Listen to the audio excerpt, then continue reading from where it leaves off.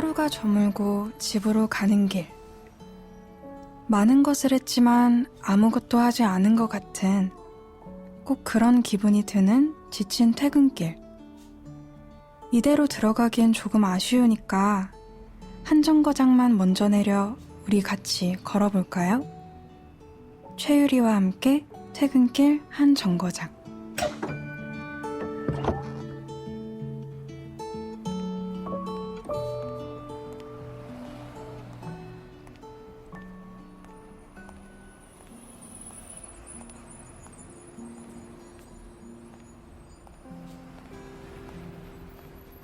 오늘 하루도 무사히 마치셨나요? 지금 당신이 어떤 밤하늘을 바라보고 있는진 모르지만 그 하늘이 되도록 맑았으면 좋겠어요. 그래야 달과 별, 그들이 반사해 전하는 빛을 잘 담을 수 있을 테니까요. 가끔 올려다보는 하늘에 커다란 달이 선명히 보일 때 당신은 무엇이 가장 먼저 떠오르나요? 토끼 같은 것을 상상하기엔 이미 달은 너무 가까워져 버렸죠. 암스트롱이 진짜 달을 갔는지 아닌지에 대한 해묵은 논란도 더는 들리지 않고요. 심지어 이젠 돈만 있으면 우주여행을 하는 것도 가능해졌으니 어쩌면 지구 밖의 무언가를 상상하는 것은 그렇게 재밌는 일은 아닐지도 모르겠어요. 그래서 오늘은 조금 재미없는 이야기를 하려 해요. 재미는 없지만 몇 번이나 뒤를 돌아보게 하는 이야기. 무척이나 부드럽고 귀여운 이야기를. 그럼 조금 더 걸으며 이야기를 나눠보도록 할게요.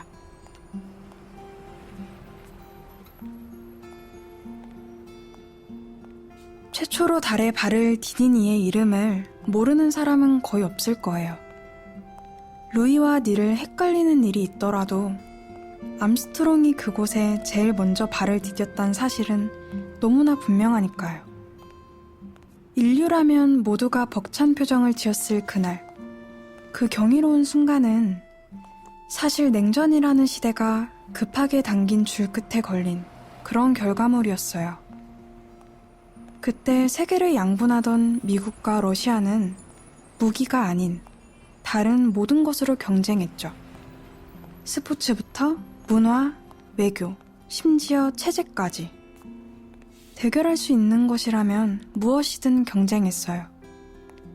하지만 아무리 다투어도 승부가 나지 않자 둘은 동시에 고개를 돌렸죠. 밤하늘. 지금처럼 달과 별이 떠있는 그곳으로 말이에요. 우리라면 혹은 드뷔시나 오스카 와일드, 윤동주라면 달빛의 눈부심을, 거기서 울리는 음유를, 그리고 그곳에 그려진 그리운 것을 떠올렸을 거예요. 하지만 경쟁과 승리가 목적이었던 미국과 러시아에게 달은 먼저 정복해야 하는 대상에 불과했어요. 그래서 그들은 막대한 비용을 써서 우주 개척 시대를 열었다고 해요. 하지만 비행기를 개발한 지도 불과 몇십 년이 지나지 않았던 그때, 우주에 발을 딛는다는 것은 상상하기도 어려운 일이었죠. 그런 불가능한 미션이었기에 성공할 수만 있다면 완벽한 승리, 그 기쁨을 누릴 수 있었어요.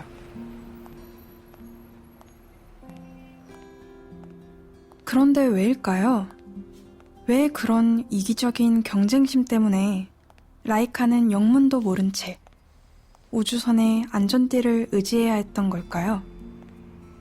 대체 왜 그랬을까요?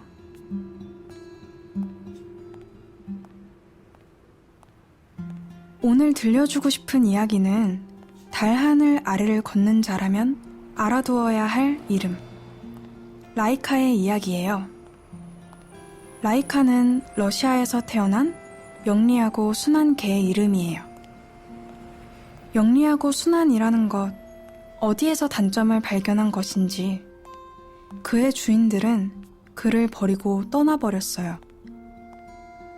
홀로 들판에 남겨진 라이카는 주인이 돌아오길 기다렸고 기다리기 위해 살아남으려 애를 썼죠. 그런 라이카에게 찾아온 손길. 그것은 원래의 주인이 아닌 러시아의 과학자들이었어요. 그들은 가난한 거리를 헤매며 미소마저 이미 다 써버렸다는 듯 무표정한 라이카를 연구실로 데려왔어요. 거기엔 라이카와 비슷한 또 다른 개가 몇 마리 있었죠. 다행히 라이카는 다시 생긴 가족의 따뜻한 손길을 통해 잊혀진 영리함과 사라진 미소를 되찾을 수 있었어요. 그 손길은 훈련을 받으면 주어지는 아주 소소한 보상이었는데요. 라이카에게 있어서 그것은 받을 수만 있다면 하루 종일 훈련을 해도 좋은 그런 큰 보상이었어요. 이미 가족에게 한번 버림받은 라이카에게는 말이죠. 라이카는 정말로 영리했어요. 그리고 인내심 또한 강했죠. 마치 잘 훈련된 우주비행사처럼 말이에요. 그가 조금 덜 영리했다면, 참을성이 조금만 부족했다면, 아마도 지금 들려드릴 이야기는 달에 토끼가 있었네 정도의 허무맹랑한 상상에 불과했을지도 몰라요. 하지만 불행히도 라이카는 정말로 영리했어요. 그리고 인내심 또한 강했어요. 불행히도 말이에요. 우주비행사의 능력을 갖춘 라이카.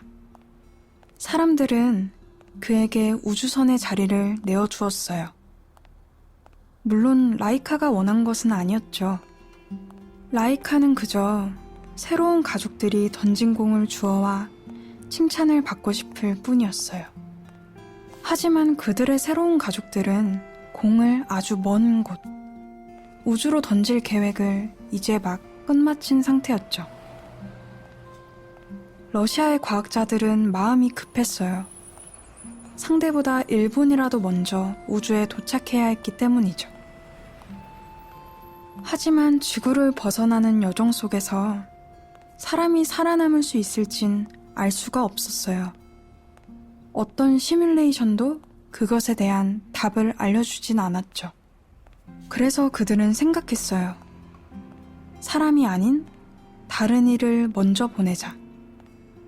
우리와 아주 친하고 우리와 아주 가까운 그런 친구를 말이에요. 맞아요. 라이카는 이 임무를 맡기 위해 러시아 과학자들에게 선택받은 개였어요. 스푸트니크 2호. 우주로 향할 방법은 알고 있지만 돌아올 방법은 모르는 바보 우주선. 라이카는 그 우주선에 앉은 채 꼬리를 흔들고 있었어요. 날카로운 굉음, 흔들리는 공기. 주변의 모든 것이 불안했지만 라이카는 훈련을 통해 이 모든 것을 익숙하게 알고 있었죠. 그리고 이 훈련이 끝나면 주인의 따뜻한 손길과 맛있는 간식이 기다리고 있다는 것도 알고 있었어요. 그 손길을 기다리며 라이카에게 들리는 카운트다운. T-10, 9, 8, 7, 6, 5, 4, 3, 2, 1, 0, and liftoff. 이 카운트는 냉전의 승자를 가리는 카운트였고 라이카라는 별의 탄생을 알리는 카운트였어요. 그리고 돌아올 수 없는 라이카의 긴 항해를 알리는 슬픈 카운트였죠.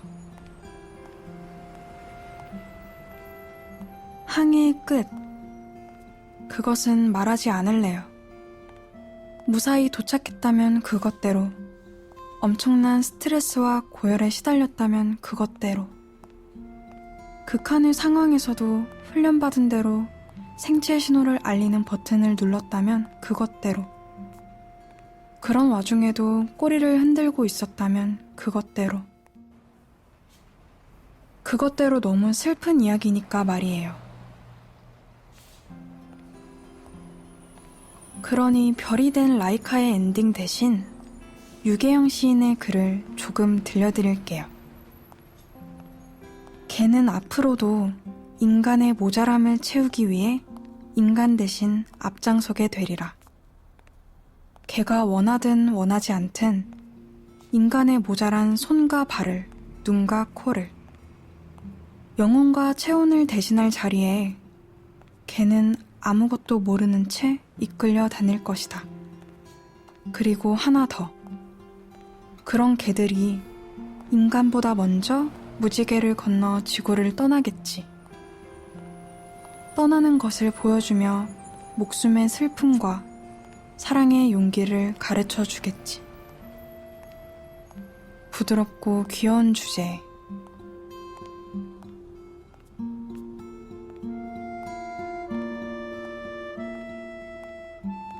오늘 우리 같이 나눈 이야기는 조금 무거운 이야기였을까요?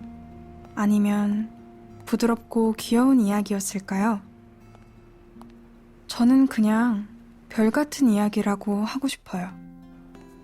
아득히 멀지만 항상 나를 향한 빛.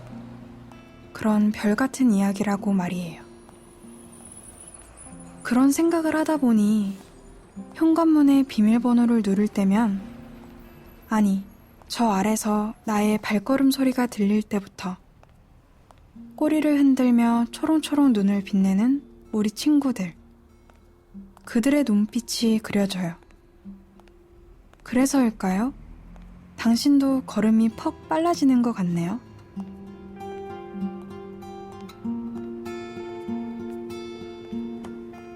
지금쯤이면 바쁜 걸음이 현관 앞에서 멈췄겠죠?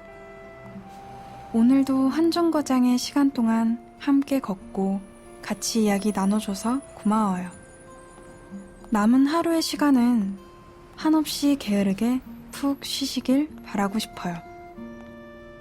오늘 나눈 이야기, 라이카라는 별자리와 우리의 부드럽고 귀여운 친구들의 이야기를 더 만나고 싶다면 아침달에서 펴낸 댕댕이 시집, 나 게있음에 감사하오, 이 책 속의 시와 산문을 읽어보시길 바랄게요. 그럼 또 다시 함께 걷게 될 그때까지 잘 지내요, 우리.